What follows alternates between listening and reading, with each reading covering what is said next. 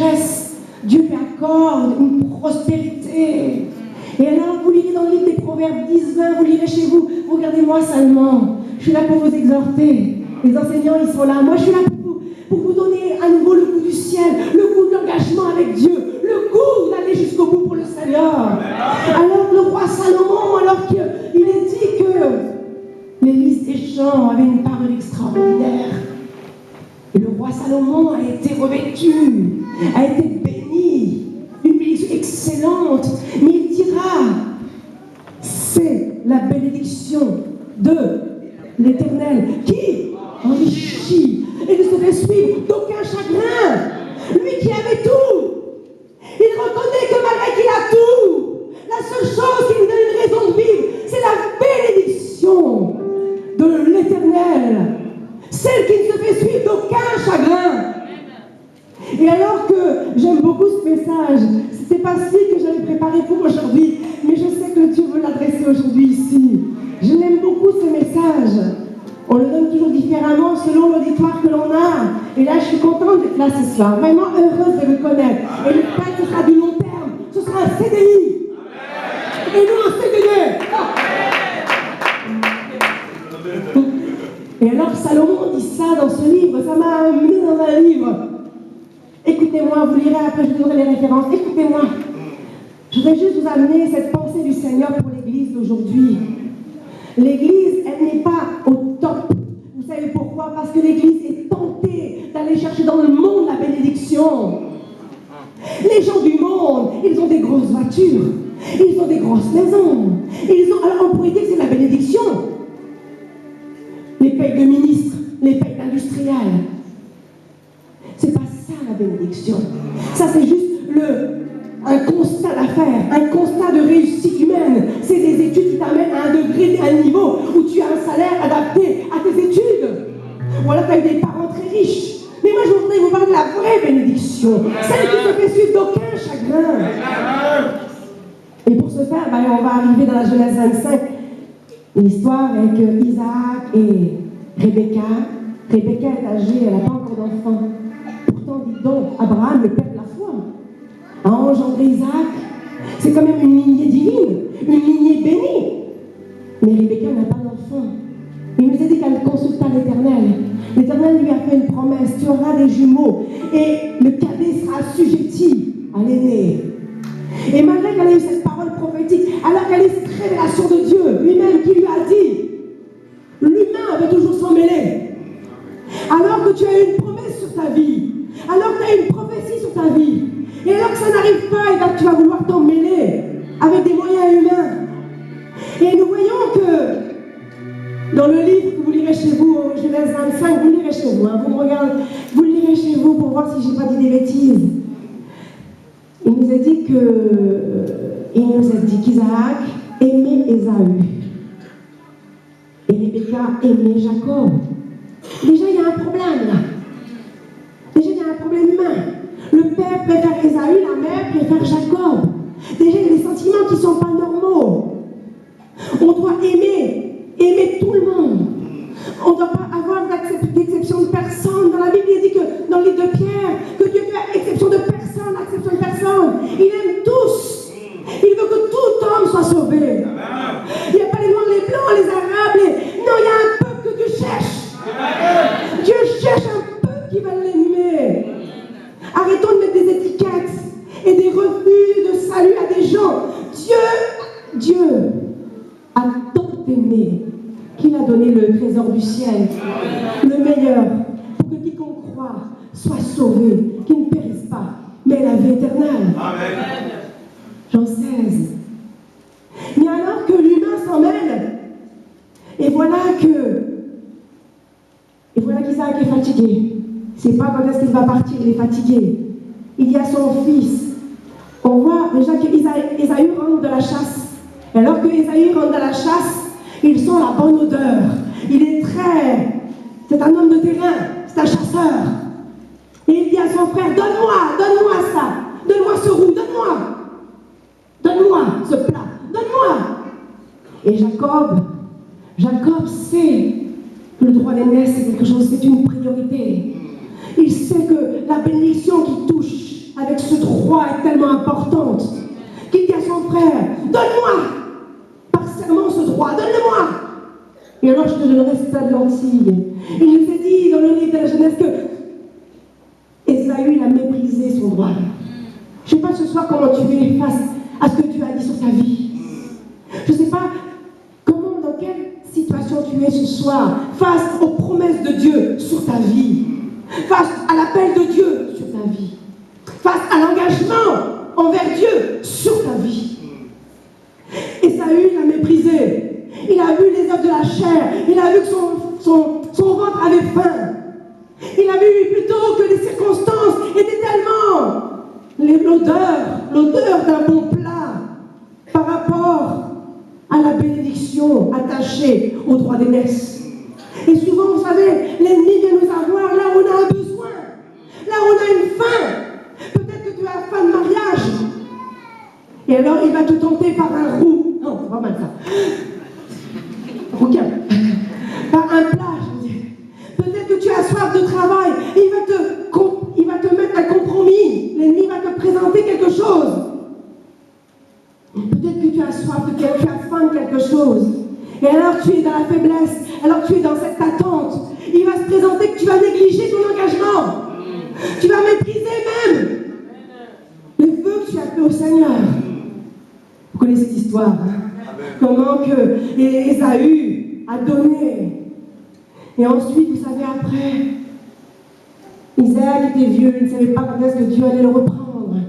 Et il dit encore à son fils, écoute, va tuer des chevaux, prends des chevaux, allez vas-y, va aller me chasser des chevaux, va me faire un plat comme je les aime.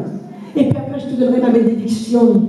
Mais la mère, qui avait un faible pour Jacob, la mère qui déjà depuis le départ, elle avait affectionné un plutôt que l'autre, elle a commencé à usurper la bénédiction.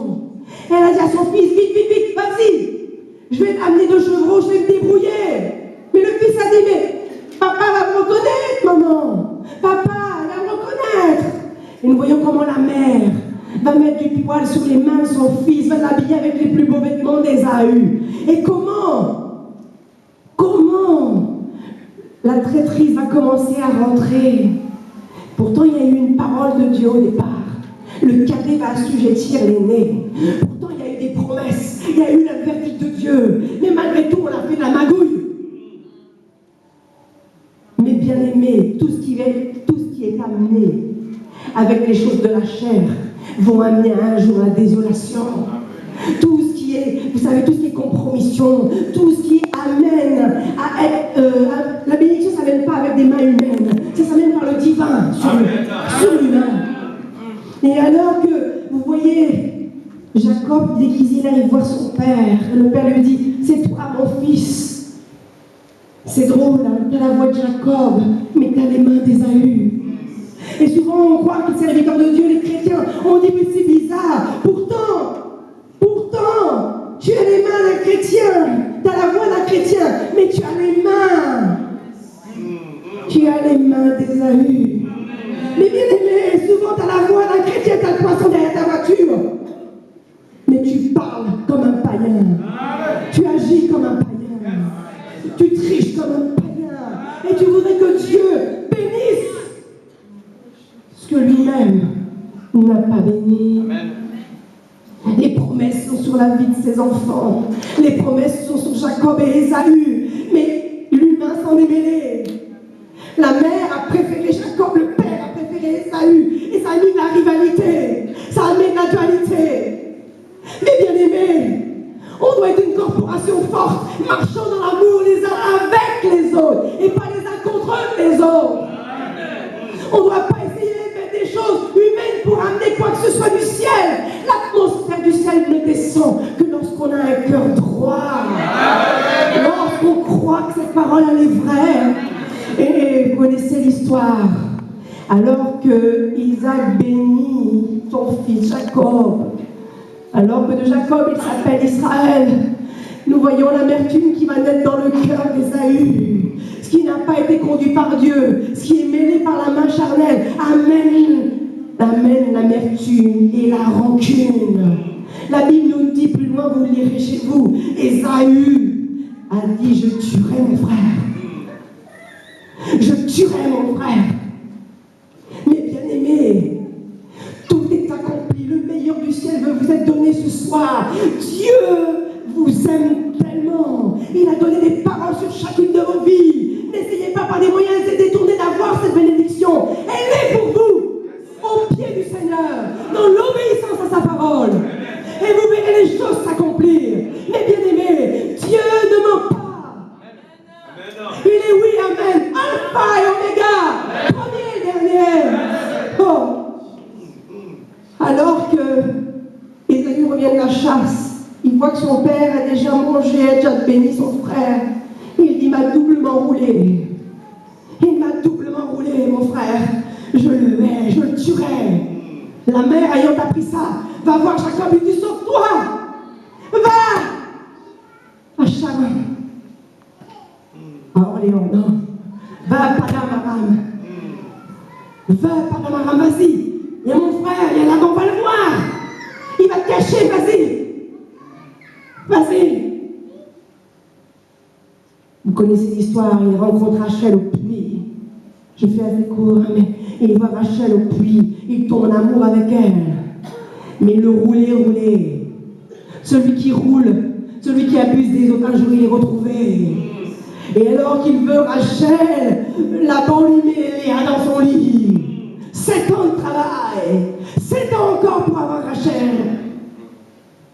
Tout ce qui n'est pas acquis dans la droiture, tout ce qui est dissimulé, tout ce qui est pris par des contours, des choses, des chemins détournés, t'amène à des années de désert, des années où tu travailles pour rien, où tu ne vois même pas les choses changer. Oh.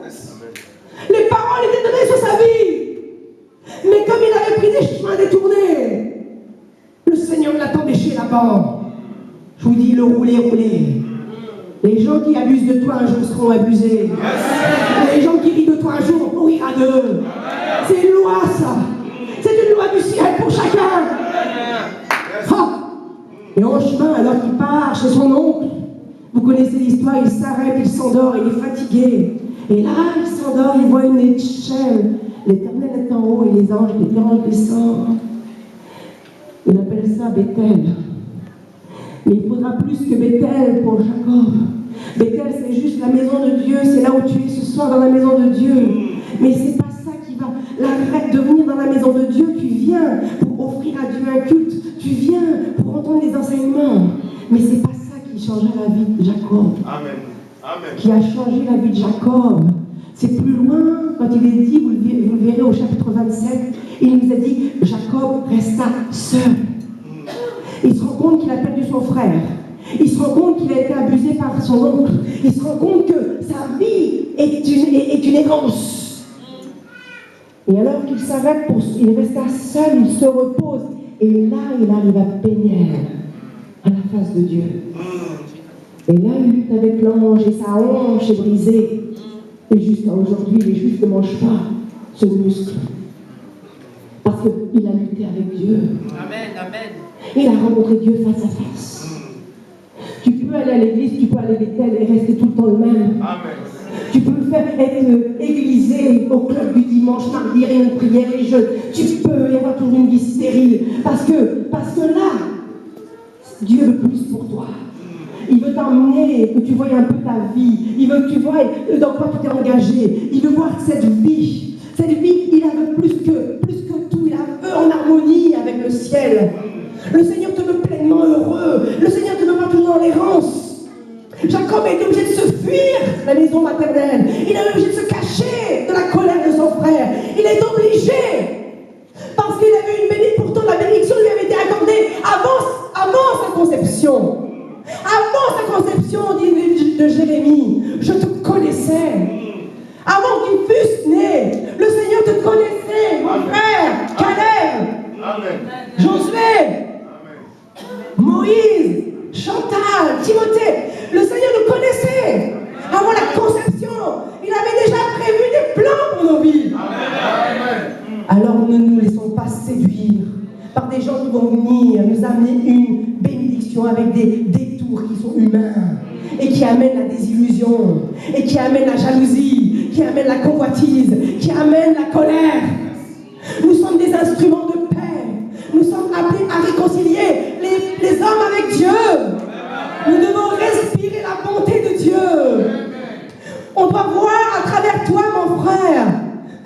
vie de Dieu est en toi. La marque du ciel est sur toi. Pauvre Ésaü, pauvre Jacob, les deux frères, complètement dans la haine, à cause que l'humain a voulu prendre la main de Dieu. L'humain a voulu faire ses indications personnelles. Ce qui est bon, c'est qu'on voit que Jacob ne veut pas rester en colère contre Ésaü. Et c'est là que quand il a un cœur de repentance, qu'il prépare des offrandes, qu'il prépare tout des cadeaux pour son frère, c'est là qu'ils arrivent à Péniel, qu'il est tout seul, face à Dieu, et que sa vie a changé. Mais bien-aimé, ce soir, le Seigneur te dit ce verset qu'il t'a donné en introduction, dans Timothée, je veux que tu prospères à tous égards. Je veux que tu prospères à tous égards. Tu es le choix de Dieu. Tu es la révélation de Dieu pour un monde qui se perd. Peut-être que beaucoup vous êtes expatriés en terre étrangère ici, mais vous avez pris cette nationalité française.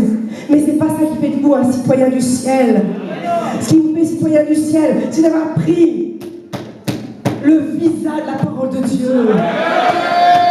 D'avoir pris ce visa, d'avoir pris la loi de ce pays où tu es venu ici ambassadeur pour dire je suis la race de Dieu. Je suis venu apporter la paix là où il y a la discorde. Je suis venu apporter une solution là où il y a des questions. Je suis la solution pour un monde qui se perd. Mais bien aimés, on sait comment qu'Ésaü et Jacob se sont retrouvés les bras dans les bras et comment ils ont été heureux de se retrouver. Mais que d'années perdues, que d'années à tourner, à se fuir, à se maudire, à se détester. Tout ça parce qu'ils ont écouté la voix d'un homme et d'une femme. Je voudrais ce soir que tu te dises, je ne veux plus écouter ma mère, mon père, tous ceux qui sont un canal, une référence humaine. Écoute ce que Dieu dit sur ta vie. Amen. Dieu te dit tu vas réussir. Amen. Dieu te dit tu ne vas pas être dans la maladie tout le temps. Dieu te dit tu ne vas pas être tout le temps au chômage. Dieu te dit le célibat y a un terme. Dieu te dit ta stérilité va être comblée. Amen. Oh, peuple de Dieu, cette parole est esprit et vie. Il envoie sa parole guérit, sa parole restaure, sa parole redonne une identité. Mais bien aimé, les chrétiens, en haut, en bas, en haut, en bas. Tout à l'heure, je vous le disais, ça va bien? Comment tu vas? On dirait qu'ils sont baptisés dans le vinaigre. Ça va, mon frère? Et quand on peut piquer, on pique. Le vinaigre, c'est pour les cornichons.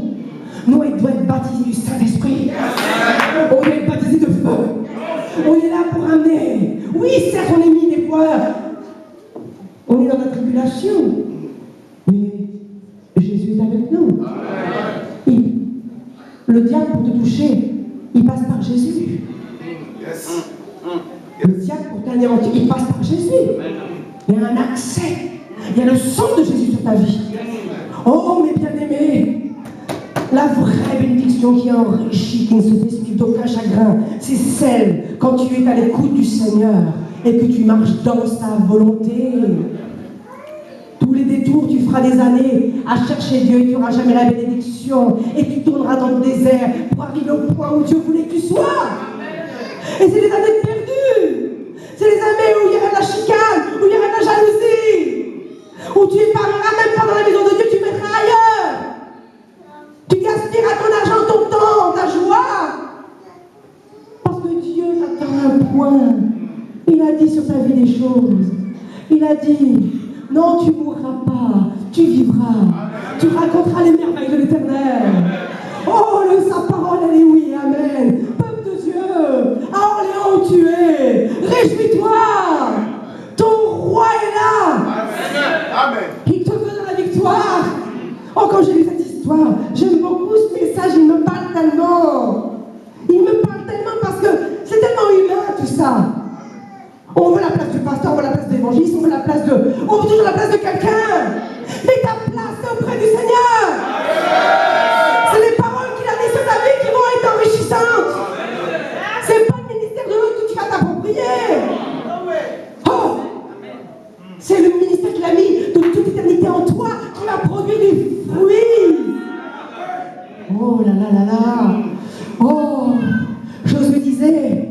La joie du Seigneur, c'est? La joie du Seigneur, c'est? La joie du Seigneur, c'est? Pourquoi tu n'es jamais en joie? Pourquoi tu es toujours triste? Souvent, quand je fais des missions, j'entends les gens, ils viennent me voir et me disent, je ne sais pas mon ministère. Ministère, ça veut dire servir. Ministère, c'est servir les autres. Tu veux ton ministère, je vais t'en trouver des ministères. Ton ministère, c'est pas le micro. Ton ministère, c'est bien de le faire, je suis là. Mais le ministère que Dieu met en toi, c'est sa parole qui va jaillir sur les autres, qui vont donner la vie.